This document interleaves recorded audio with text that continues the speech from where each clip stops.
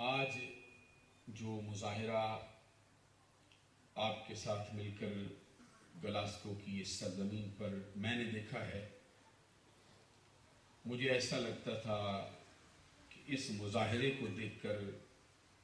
عرش اعلیٰ کے رہنے والے فرشتے بھی رشک کر رہے ہیں، اور حقیقی معنوں میں ایسا لگتا تھا کہ یہ سرزمین جنت کی سرزمین بن گئی، اور جس خوبصورت انداز کے ساتھ اس میں بارگاہ رسالت میں ہدیہ عقیدت پیش کیا جاتا رہا، جس طرح ذکر الہی کی ضربیں لگتی رہیں،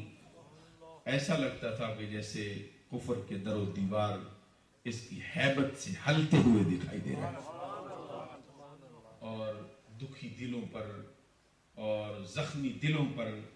ایک مرہم رکھا جا رہا ہے۔ یہ فیض ہے ہمارے محترم و مکرم پیر طریقت اور رہبر شریعت صوفی باصفا خواجہ ارشد محمود صاحب اسلمی کا۔ اللہ تبارک و تعالیٰ اس کو مزید وسعتوں سے مالا مال فرمائے۔ میں مبارکباد پیش کرتا ہوں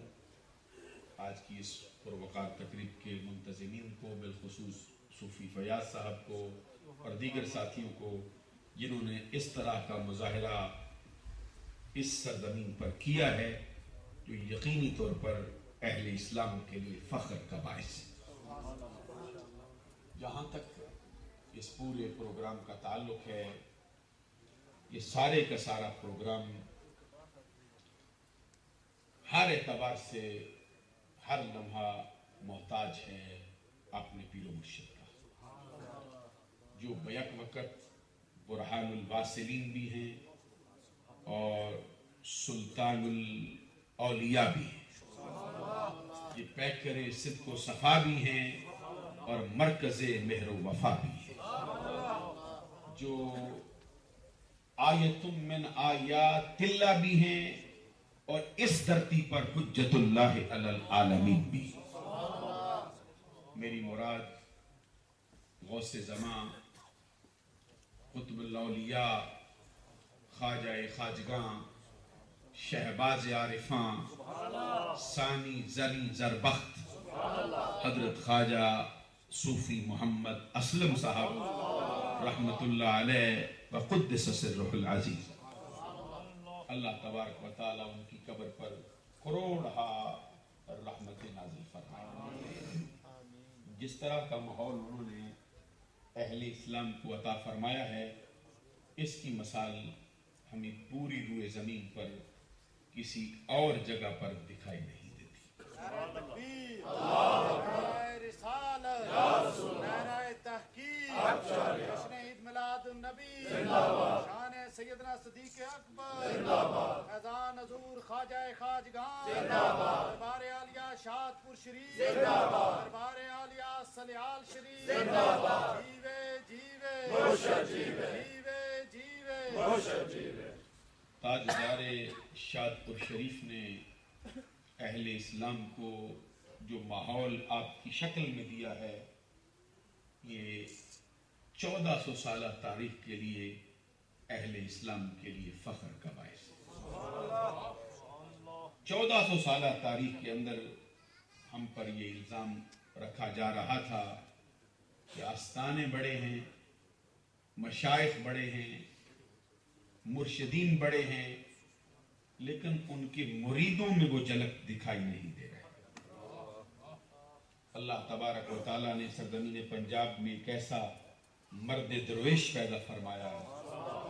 اور ایسا ولی کامل پیدا ہوا ہے جس کی نظر جس ذرے پر پڑتی رہی ہے وہ ستارہ ہو گیا، جس قطرے پر پڑتی رہی ہے وہ گوہر ہوتا گیا، جس طرف ان کی نگاہیں گئی ہیں انہوں نے ایک گلشن مصطفیٰ زمانے کو عطا فرمایا، اور ان کی نظر میں جتنے ذرے آئے ہیں آج بھی ستاروں کی طرح چمکتے ہوئے دکھائی دے رہے ہیں۔ ان کے مریدوں میں سے ہم جدھر بھی دیکھتے ہیں، کوئی مرید ایسا نہیں جو سر کے بالوں سے لے کر پاؤں کے ناخنوں تک عشق مصطفیٰ میں ڈوبا ہوا دکھائی نہیں دیتا۔ ان کے مریدوں میں کوئی مرید ایسا نہیں جو سر کے بالوں سے لے کر پاؤں کے ناخنوں تک شریعت مصطفیٰ کا امین بنا کھڑا دکھائی نہ دیتا۔ جس انداز کے ساتھ انہوں نے اپنے مریدوں کی، اپنے خلفاء کی، اپنے چاہنے والوں کی تربیت فرمائی ہے، یہ ان کا حصہ ہے۔ اور میں دعوے سے کہہ سکتا ہوں کہ جس ہستی کو اللہ تبارک و تعالیٰ نے اس دنیا میں اتنا مرتبہ عطا فرمایا ہے، قیامت کے دن بھی ان کا جھنڈا بڑی بڑی ہستیوں سے اونچا ہے، اور ان کے جھنڈے پر خود مشائخ نقشبندیہ بھی ناز کرتے ہیں۔ ان کے اس جھنڈے پر اور ان کے اس انداز پر خود مشائخ مجددیہ بھی ناز کرتے ہیں۔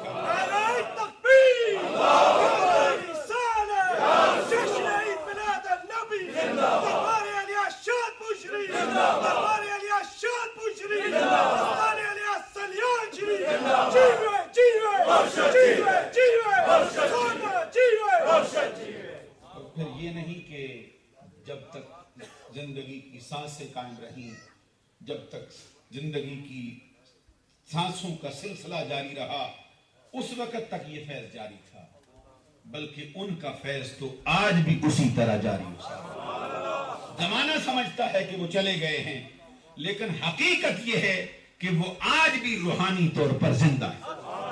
اور نہ صرف زندہ ہیں بلکہ کبھی تو ان کی جھلک ان کے اپنے نسب کے بیٹوں میں دکھائی دے رہی ہوتی ہے، اور کبھی ان کی جھلک ان کے روحانی بیٹوں میں، بالخصوص ارشد محمود کے اندر جلوہ کرتی ہے۔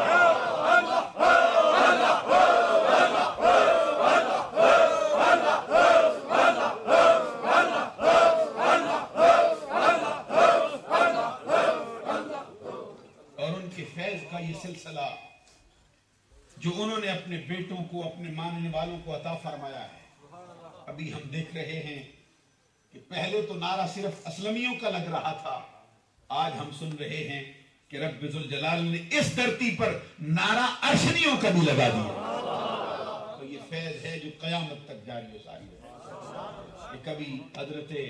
صوفی نواب دین صاحب کی شکل میں رہا ہے،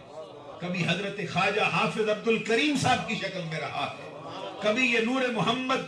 جراحی کی شکل میں رہا ہے، کبھی یہ فقیر محمد جراحی کی شکل میں رہا ہے، اور آج ہمیں وہی فیض صوفی محمد ارشد کی شکل میں دکھائی دے۔ شاید کوئی اس بات میں شک جانے کہ یہ فیض اور یہ دربار صوفی ارشد کا ہے، خدا کی قسم ہمیں تو یہ فیض پروانہ چراغ مصطفی حضرت ابوبکر صدیق کا دکھائی دے رہا ہے، ہمیں تو یہ فیض حضرت سلیمان فارسی کا دکھائی دے رہا ہے، ہمیں تو یہ فیض حضرت خواجہ قاسم کا دکھائی دے رہا ہے، ہمیں تو یہ فیض حضرت امام جعفر صادق کا دکھائی دے رہا ہے، اور ہم ان کو دیکھ کے یہ کہہ سکتے ہیں کہ زمانہ یہ نہ سمجھے کہ یہ آج کل کے بندے کا فیض ہے، خدا کی قسم کبھی یہ فیض باجرید بستان کی شکل میں جھلکتا ہوا دکھائی دیتا ہے، کبھی خواجہ ابوالحسن خرقانی کے انداز میں آتا ہے، اور کبھی شاہ نقشبند بخارا کی شکل میں آتا ہے، کبھی خواجہ باقی پلہ کی شکل میں آتا ہے، کبھی مجدد الفسانی کی شکل میں آ رہا، اور ایسا ہوتا رہتا ہے، ایسا ہوتا رہتا ہے کہ کبھی پیر کا مقام زیادہ ہوتا ہے اور کبھی مرید کا مقام اس سے آگے ہو جاتا ہے۔ اور یہ بزرگان دین سے پہلے بھی لوگ پوچھتے آئے ہیں اور انہوں نے اس کے جوابات دیے۔ سلسلہ عالیہ قادریہ میں جو حضرت خواجہ حسن بصری رحمت اللہ علیہ سے چلتا ہے، جس میں حضرت حبیب اجمی، حضرت داؤد طائی، حضرت معروف کرخی، اور جن میں حضرت سری سختی اور خود حضرت جنید بغدادی، اور جنید بغدادی کے سلسلے میں خود حضرت داتا گنج بخش علی حجویری، حضرت سری سختی جو حضرت معروف کرخی رحمت اللہ علیہ کے خلیفہ خاص ہیں، ان سے کسی نے پوچھا تھا کبھی کوئی مرید بھی اپنے پیر سے بڑھ سکتا ہے؟ انہوں نے فرمایا ہاں بڑھ سکتا ہے۔ اس نے پوچھا کیسے؟ فرماتے جس طرح کہ جنید میرا مرید ہے، لیکن میرے رب کی بارگاہ میں اس کا مقام مجھ سے کہیں زیادہ ہے۔ پتا چلتا ہے کہ ہستیاں بڑی بڑی آئی ہیں، صوفی نواب دین صاحب بھی جلوہ گر ہوئے ہیں، خواجہ عبد الکریم، حافظ عبد الکریم بھی جلوہ گر ہوئے ہیں، لیکن جو فیض کا منبع، جو فیض کا سر چشمہ رب ذوالجلال نے خواجہ خواجگاں صوفی محمد اسلم کو عطا کیا ہے، یہ ان کا اپنا انداز ہے جو روئے زمین پر کسی